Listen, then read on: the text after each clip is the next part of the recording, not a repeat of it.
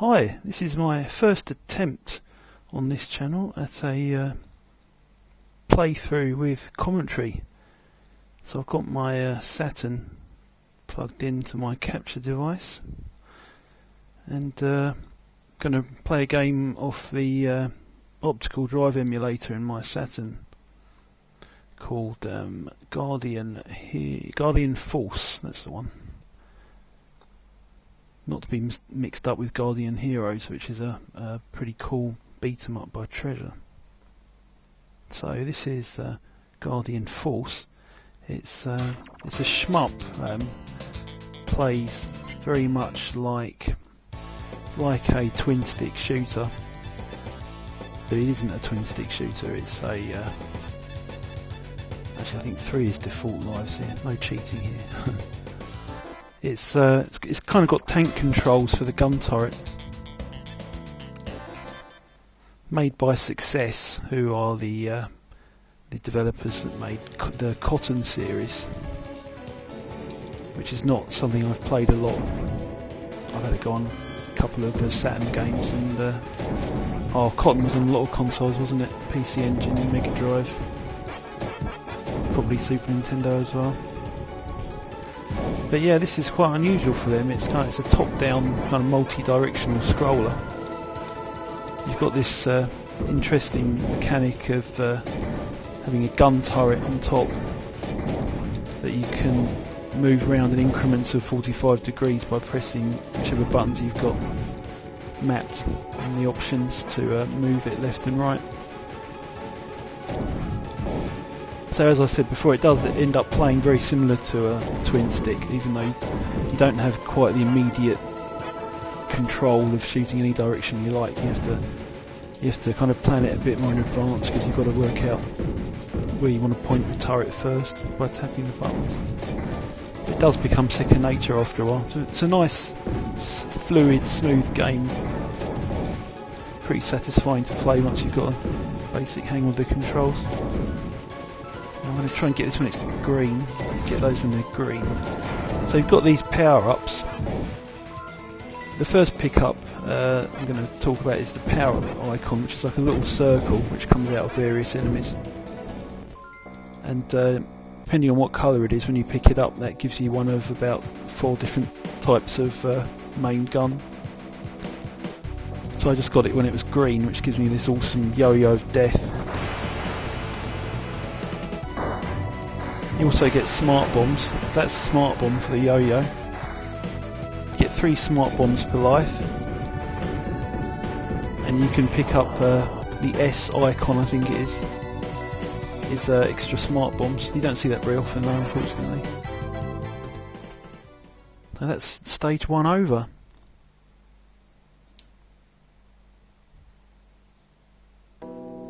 You've also got another fixed gun, which shoots, as you can see there, shoots out the front of your tank.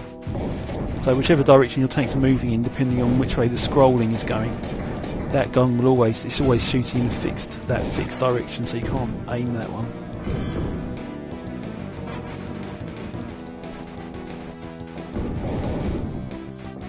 It's got a cool kind of steampunk aesthetic, this game. A lot of the enemies seem to be based on like guns, so you can see this one's got a Gatling gun in the middle of it,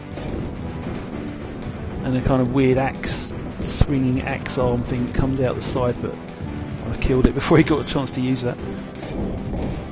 Yeah, it's a cool looking game. It's got decent music. The music's not amazing standout part of the game, but it's not bad at all. It serves the purpose, and a couple of the boss tunes are really good.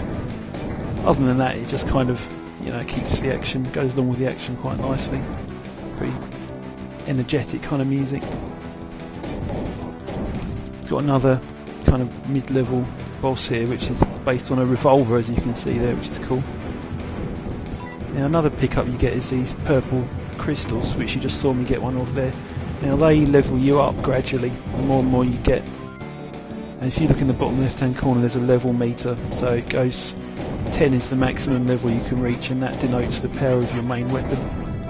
It may denote the power of your smart bomb for some other things as well, I'm not sure, but definitely you can see your weapon getting more powerful as your level goes up. you get trapped behind walls, you do die in this game. Sometimes it's not always easy to differentiate a wall from just the general tile graphics, so you can sometimes not realise you're trapped behind a wall and then suddenly you just die. So it's just something to keep an eye on when you're near the edge of the screen.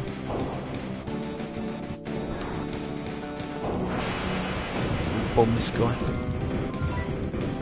So yeah, it's got a nice satisfying pickup system. Always something picking up, always something bouncing around to pick up.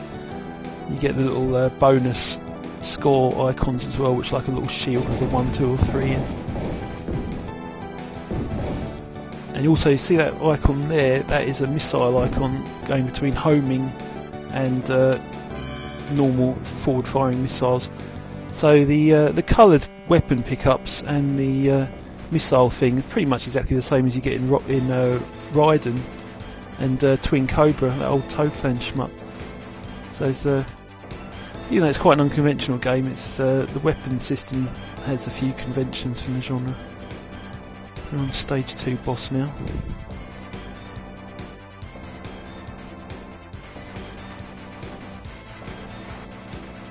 This guy's not so hard. Just hang around on the side, give him a big dose of the yo-yo. This yo-yo weapon is my favourite in the game. It's definitely the most powerful. You've just got to deal with the fact that it only comes out momentarily, and then it's the centre of the damage you're doing is focused on where the yo-yo actually is, so you've got to align that with the enemies. But luckily with a game like this where you can swiftly move in any direction you like, it quickly becomes second nature, keeping that yo-yo aligned on the bosses and what have you.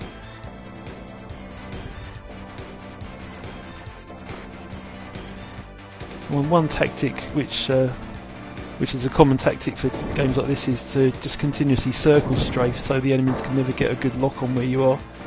This boss in particular, see, I dispatched him very quick. He never got a chance to fire his big gun, so I just kept on moving.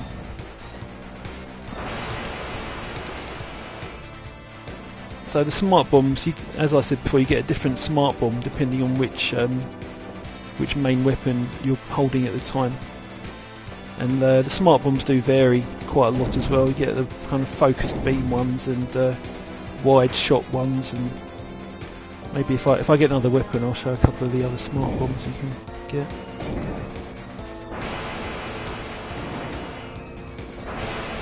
Dispatch him quickly with a couple of bombs.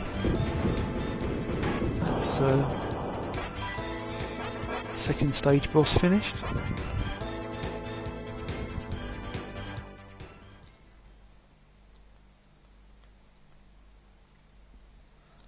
So I've got a Satiator optical drive emulator in this in the Saturn. Originally, I got a Saturn a couple of years ago, and first time I ever had one. And the thing that motivated me to do that was when I discovered how easy it is to play backups and CDRs with the pseudo Saturn Kai cartridge that you can just buy quite cheaply for like 20 or 30 quid. Plugs into the memory expansion slot on the Saturn and knocks out the region detection, so you can play CDRs and foreign games and what have you. This is the Japanese Saturn that I bought for about 40 quid on eBay. I've got two of them now. I always like to get, as soon as I realise I like a console, I usually get two. I just get this paranoid feeling of what happens if one day I turn it on and it's not working. So I usually like to have one in backup. Japanese white Saturns are still pretty affordable. The last time I looked they were anyway, but who knows, these days hardware prices are doubling every other day by the seems of it. But yeah, it's a good option if you want to get into Saturn.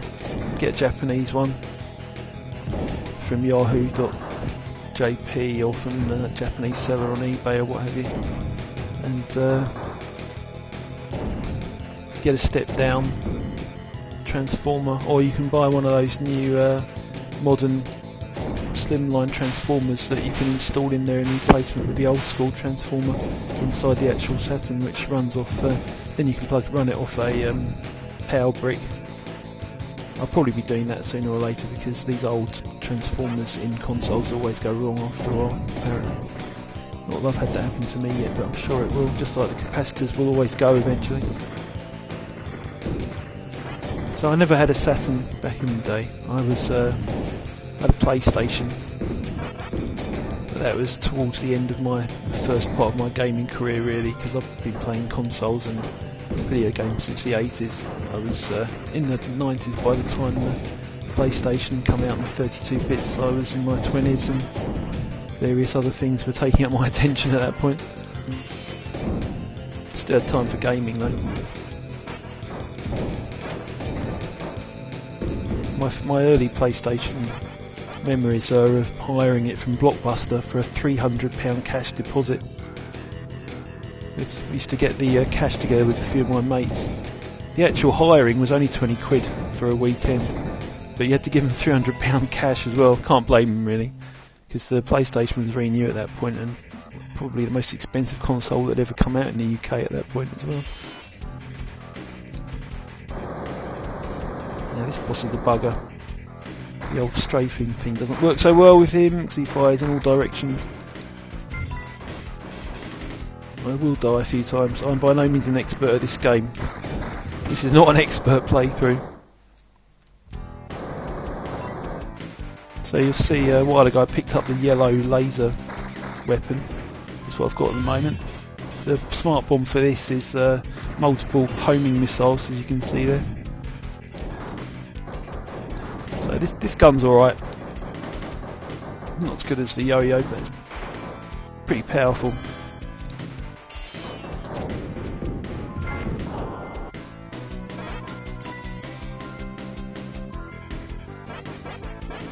Yeah, I didn't know anyone that had a Saturn back when it came out. Certainly wasn't a huge console in my memory, at least. I'm sure there were plenty of people in the UK that had them, but all the friends I had that were into 32-bit at that point still gaming were all into PlayStation, including me. Even though Sega was my first set of consoles back in the 80s, I got a Master System. Probably my first home console after I'd had a few home PCs, home computers. VIC-20, Spectrum. Had a Dragon 32 for a while as well once, that got given to me by a family member. God, I wish I still had that. Pretty collectible now. It was a cool computer actually. You could do some very impressive stuff with BASIC on the Dragon 32, I found. So I had a couple of magazines that I was given with it, and considering how small the listings for the programs were, the games were pretty impressive after you typed them in and played them. Good colour graphics as well, like real colour. It's based on the Tandy line of computers, I believe, the Dragon, so had proper colour graphics, not like the Spectrum with its colour clash and God knows what.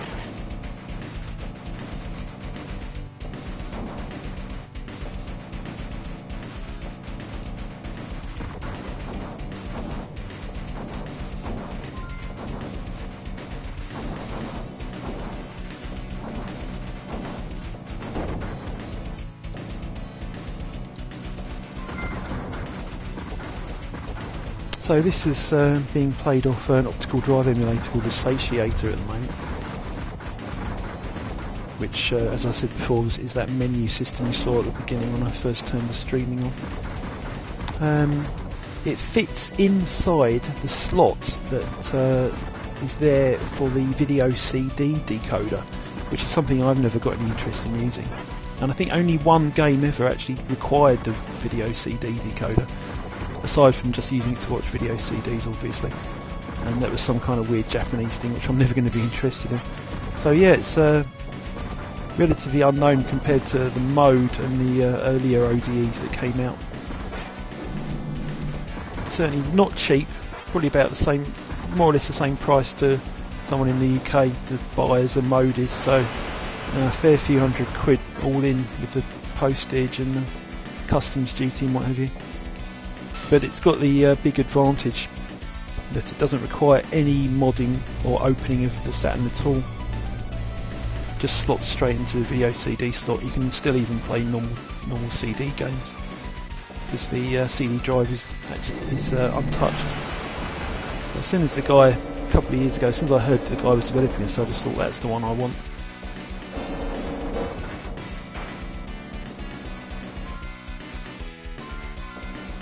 does have a couple of disadvantages compared to the more long-standing and more well-known ODEs for the Saturn. There's a few games that don't work on it still, but he's still working on that. It's very much a one guide project, the Satiator, whereas Terra Onion's got the benefit of a pretty long-established company with a lot of employees now. Terra Onion is a cool company. I've got the last couple of years I've been buying up hardware, console hardware, after having got rid of pretty much all of my consoles many years ago, when in my 20s, when other pursuits were taking up my time and money. And the last couple of years I've been buying up stuff I already had and buying new stuff that I never had, like the Saturn. I've got I was talking about Terra Onion earlier. I've got a PC Engine core graphics and the white one as well, a couple of those.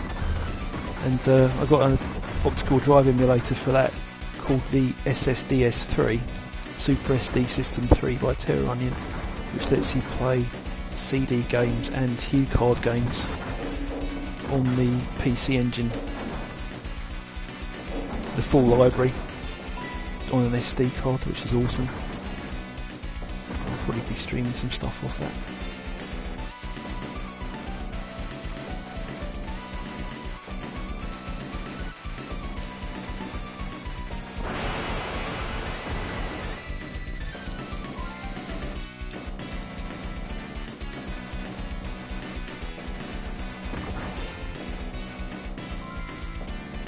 This is the second time I've attempted to do this video.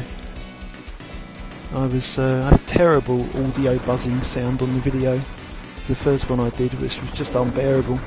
I discovered that it was because my headset cable was picking up interference. Very luckily I had a much shorter headset cable that's being used to go into my streaming device from the headset I'm wearing at the moment, and that doesn't pick up interference. So it's very true what they say about the length of cables causing all kinds of awful interference and bad picture quality and whatever.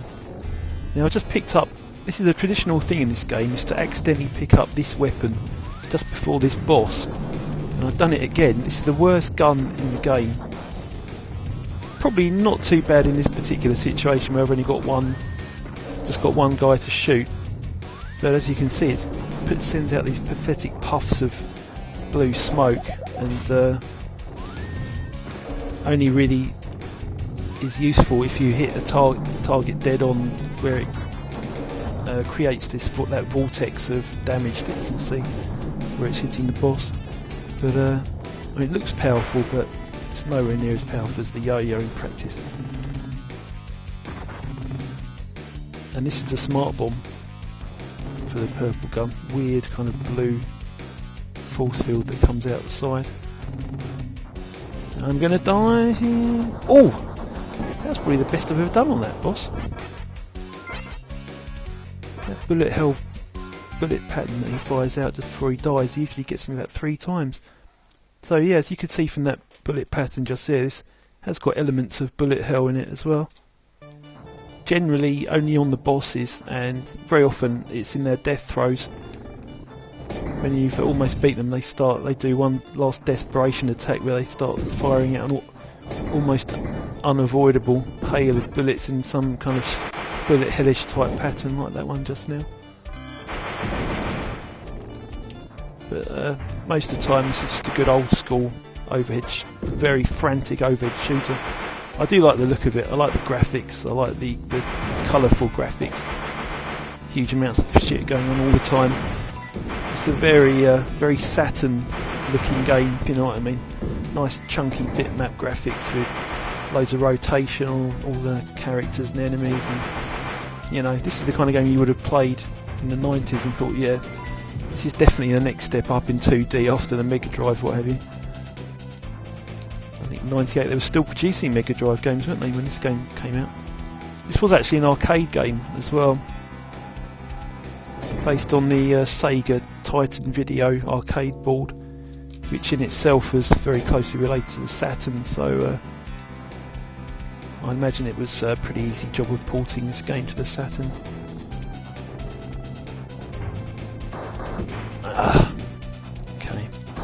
concentrate. Let's get the old smart bombs going. Now I've got one of them, shouldn't be too hard to finish this guy.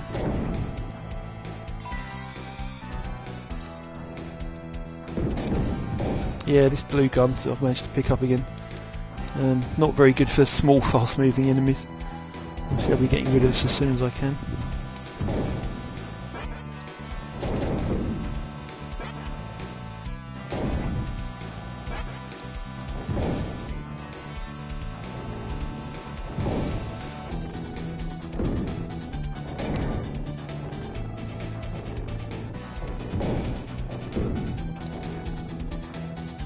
Speaking of the consoles I've been collecting recently, I've managed to get Japanese Master System, which is a pretty novel machine. It looks very similar, almost identical to a British or European Master Mark I Master System, but it's got the FM sound chip built in.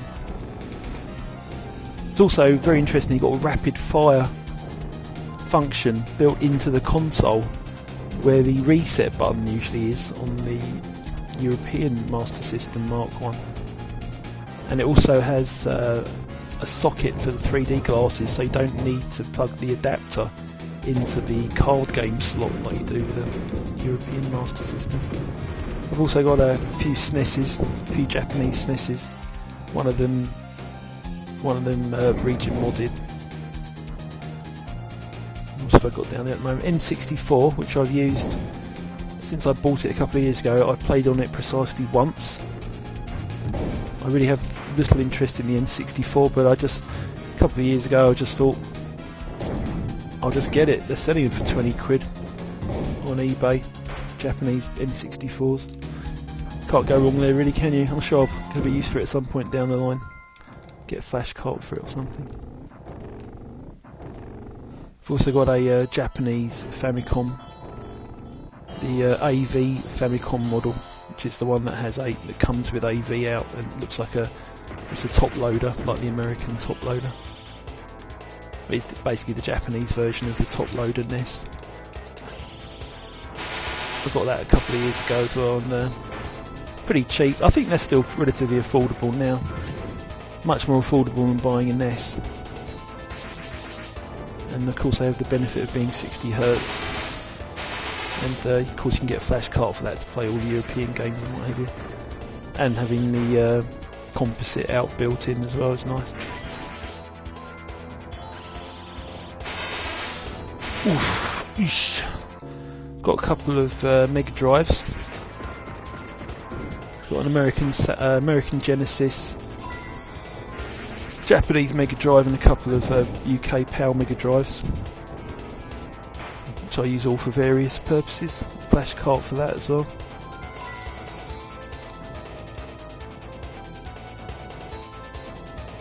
So it's, getting back into gaming has been a relatively new thing for me. I was out of it for a long time.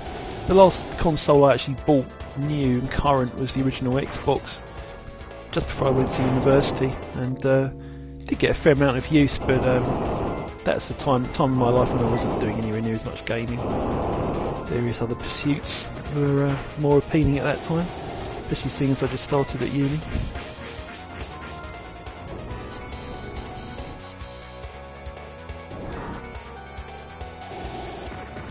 Now being sad and middle-aged, midlife crisis old guy that I am now, time to start getting back into childish hobbies again. It's probably the story of many people's stories in the retro gaming scene. You've got money, more time on your hands, less partying. I think it's a fine hobby myself, nothing to be ashamed of. Keeps me out of trouble anyway.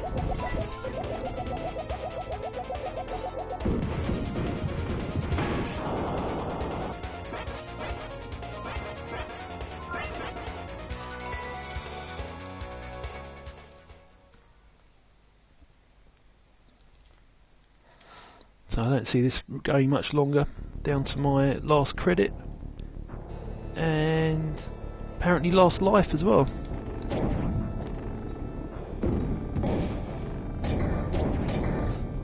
try and get that when it's red. The other... Oh, and that's it. Game over. So that's just a little taster of Guardian Heroes for you. One of my absolute favourite Saturn games at the moment. Hope that's given some people some ideas and that was enjoyable. Thanks for watching, and I will do a few more games in the near future. Now I've got my system set up and my sound quality actually working. So, signing out. See you later.